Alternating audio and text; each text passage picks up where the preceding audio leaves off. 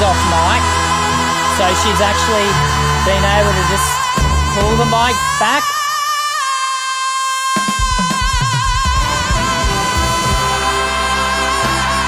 Yeah. Let's go back and have a listen to that again. Sound check. G'day and welcome back to another vocal analysis here at Voice Essentials. My name is Dr. Dan, for those of you who don't know me. And there might be a few of you because today we're doing a brand new artist here on the channel. Her name is RAYE. She's not brand new. We've never looked at her before here at Voice Essentials. And so I'm looking forward to doing that with you. She is as of this year, actually this will be going live in January next year. So as of 2024, she's 27. She's in many respects still a young'un. and she's been singing a long time. She started singing in church. Her father was a church music director. And so she's been singing for charities and church choir, worship teams and all of that sort of jazz. In 2024, she won Song of the Year at the Brit Awards and I think 5 other awards to boot. And she's written for countless people. She is an established artist is what I'm trying to get at. And she has a sound that in some respects, and we'll talk about this as we go along, in some respects is reminiscent of Amy Winehouse to a degree. Her genre is different, but some of the vocal nuances, I hear some Amy Winehouse in that sound. I'm not saying she is trying to be Amy Winehouse. RAYE is definitely her own artist, but we'll talk more about the vocal characteristics as we go along. Let's dive into this, fabulous piece. There's a lot to talk about, so let's get started.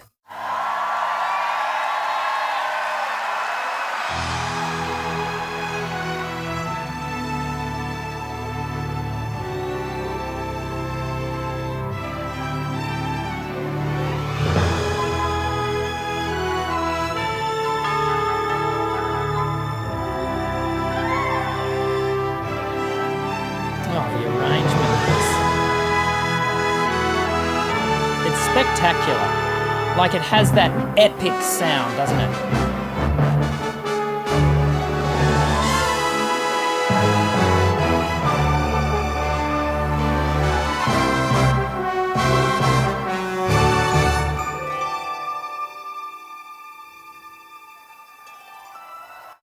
That's awesome. There is something special about orchestral music when it is arranged to complement contemporary genres.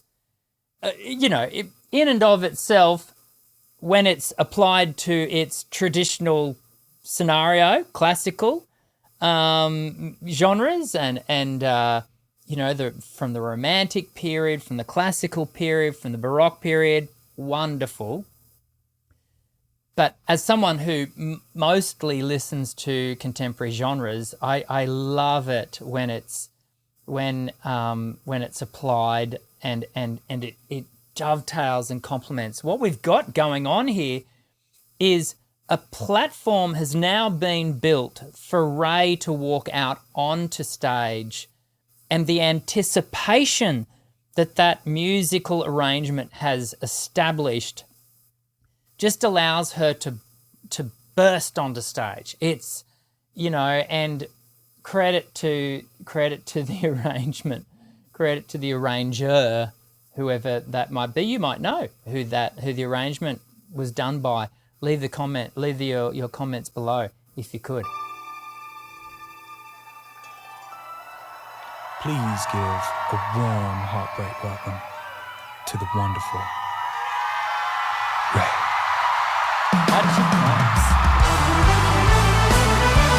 Boom. Are you fucking joking? Let's go. Oh my God. Ladies and gentlemen, I'm gonna tell you about one of the many men. Name is irrelevant. height is irrelevant. He was a 1 out of 10. I wish that I knew it then. I'm still recovering, truly invulnerable. I love a sentiment. Quickly I open up, I learned my lesson then. Thought we'd save again. Thought he was innocent, I was so wrong. I can't deny. I just, the spoken value of that lyric, you know, she's singing, but you can hear the textural values of the phrases is very spoken. And I don't know if you can hear, well, I'll play it for you again now. Can you hear the audience in the background singing along? Like, this audience know this song. And I want you to also watch what she is doing with her body. You know, some performers will come out and just deliver the lyric. They're performing and it's got charisma and all of that is in play, but she's really gesticulating in a very connected sense with her body. And I can see the real value in that, you know, it enhances further this speech level singing. Let's play it. To the wonderful RAYE.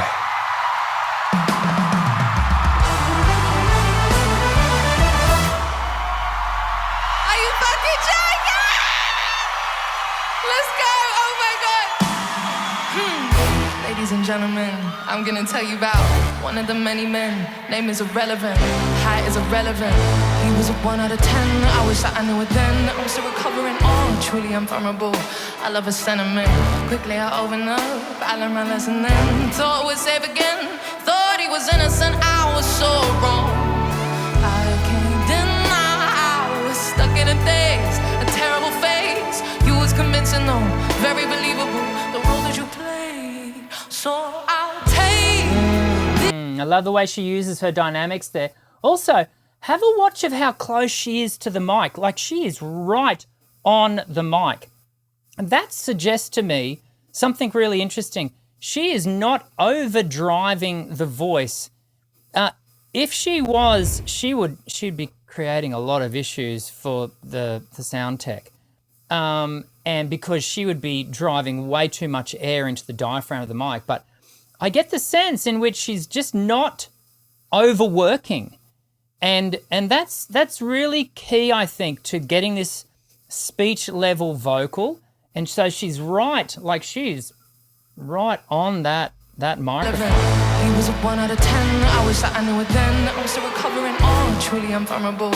I love a sentiment, quickly I open up, I learned my lesson then. Thought we'd save again, thought he was innocent, I was so wrong. I can't deny, I was stuck in a daze, a terrible phase. You was convincing though, very believable, the role that you played. So I'll take this front. Oh, I love that section.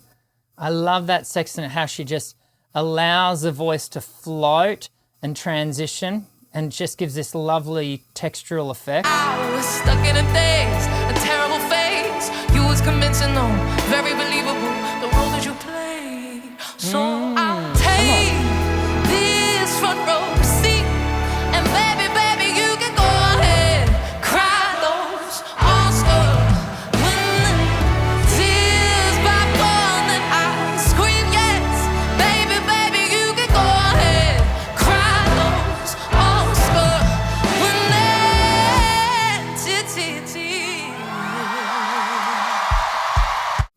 Therein lies some of the I guess the nuances that I hear reminiscent of Amy Winehouse, and you can hear that in the voice on the edges of its tone. And when I talk about the edges of the tone, I'm talking about there is a clear core tone that's happening, but kind of around the edge of that sound, the voice kind of breaks up a little bit, and it's, you know, aesthetically, this is one of the things that, case in point, made Amy Winehouse sound as amazing as she did. It was just this wonderfully intensity of tone, not purely by dynamic, but by, you know, that textural effect. And we're getting the same thing here from RAYE. One of the challenges of that sound, though, is the way that sound is formed is often due to a disruption in the vibratory pattern of the vocal fold, and if that is the habitual sound of a voice, in the sense that the voice can't kind of do anything else, that's all it knows how to do, it can really lead to disrepair, and the voice can fall into functional issues that can lead to damage. I'm not suggesting that there's damage here. I'm just, for those of us who are mere mortals and are working on our own vocal, it is something to be conscious of as we pursue these kind of aesthetic values. There are certain sounds that have higher costs to them for us physically than others. And some of these sounds that we're hearing from Raye are high cost items.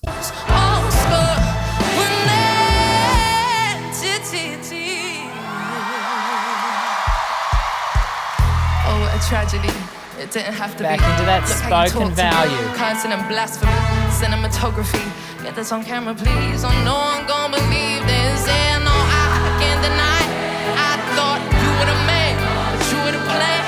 Fuck you lying for, you crying for, you did it again. Oh, so I'll take this run rosy, baby. And baby, you can go ahead. Cry those Oscar-winning tears. Popcorn and ice cream, yes. Baby, you can go ahead. Cry those Oscar-winning tears. She is still right on that mic. And I see this as a really positive thing from a vocal technique point of view, that it suggests to me, now acknowledging that on that signal chain, for those who know a bit more about sound than I understand, there would be compression. I understand there's possibly limiters and a whole heap of stuff down the signal chain that, this mic is going through. I understand that. But it still requires the singer to deliver a relatively consistent level. And the fact that she's, cleaned up her sound, she's gone to leaning towards a belt tone, which is typically loud, and yet she is still on the mic. When I say on the mic, like really close, then, that's telling us that she's not over pushing her air. And that is an important attribute that is to her credit, and it makes her singing far more sustainable over time.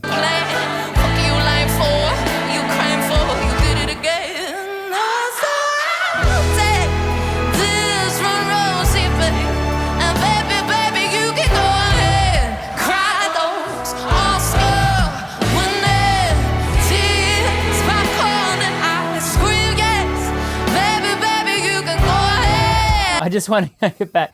I'm going to try and find, there we go, a picture of the ensemble. I have had the opportunity to be in an ensemble backing a celebrity vocal in exactly this very similar context to this. And can I tell you, it is a real buzz, like massive buzz. I've done it for Michael Bolton. I've done it for Barry Manilow, singers that some of you may have never heard of. But trust me, back in the 90s, particularly Michael Bolton and Barry Manilow back into the 80s and 70s were big artists. And that is a lot of fun. That is a lot of fun. And they are, you can see each of them are right in the slot. They're having a great time.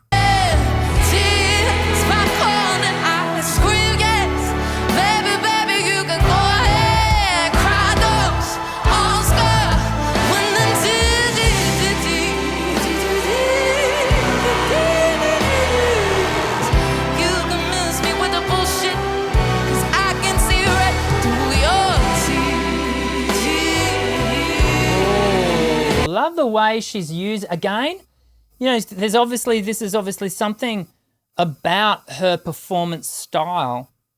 I mentioned the gesticulating and, everything earlier, but now the music has gone into a far more flowy form, and she's representing that and displaying that in her body. She is embodying the music, and we see that in the way she is just flowing.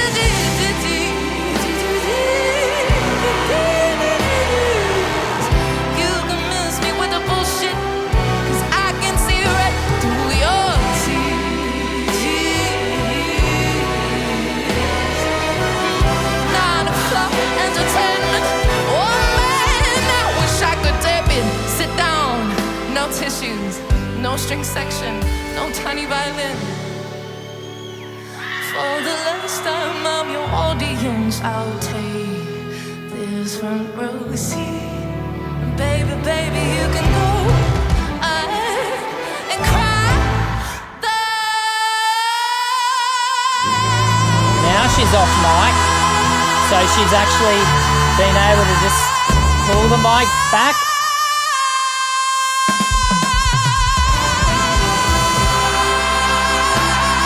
Yeah. Let's go back and have a listen to that again. She's now brought the mic off, and she's able to give a little bit more distance, because she is about to give an increase in dynamic. But listen, the pressure does not change. And we talk about the management of your phonatory threshold pressure to the balance of phonatory threshold flow. This is a great example of that. It's big singing, but her pressure does not increase. And you can hear that in one sense, the ease of the dynamic shift. The flow is consistent, but the pressure, I don't see any sense in which the pressure is overwhelming her here. She's got lovely balance. Have a watch. For the last time I'm your audience, I'll take this front row seat. Baby, you can go and cry. It's at that point she doesn't overdrive it, which is why she can go as long as she does.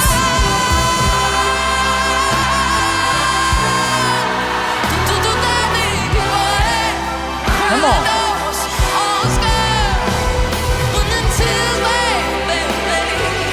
Back on mic. Great.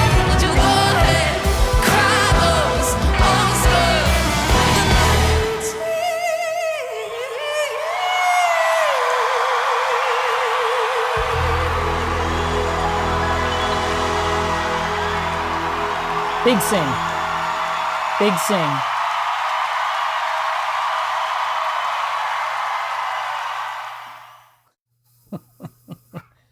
Big sing.